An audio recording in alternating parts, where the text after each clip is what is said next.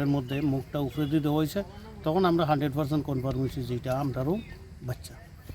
এখন বক্তব্য এটাই যে আসাম আগরতলা রোডে দিয়া যারা কইছে উত্তর দিকে আইছে, উত্তর দিকে আইয়া এই বাচ্চাটা এই পাহাড়ের উপর দিয়া বাইয়া যে রাস্তাটা আছে, এই রাস্তাটা অত্যন্ত বিপজ্জনক এবং এই রাস্তাটা স্বাভাবিক একজন মানুষ, সুস্থ মানুষ, সবল মানুষ ওটাটাই একটু কষ্টসাধ্য হয়ে যায়।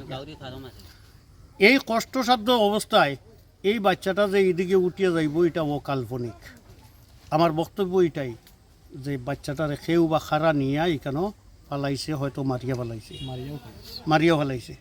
আমি প্রশাসনের কাছে জোর হাতে অনুরোধ যে এটার সুস্থ তদন্ত করা হোক এবং দেশবাসীর কাছেও আমার একটু সহায়তার প্রয়োজন যে এটা সুস্থ তদন্ত করিয়া উপযুক্ত যদি ব্যবস্থা করা হয়, আমি এবং আমার আত্মীয় স্বজন যারা আছে, ছেলের আত্মীয় স্বজন, মৃতের আত্মীয় স্বজন যারা আছে, তারা অন্তত সন্তুষ্ট হইব।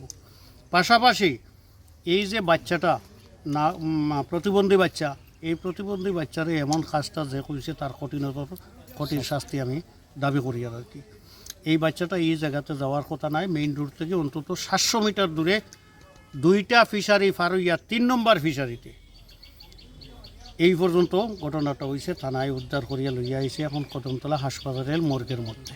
ধন্যবাদ।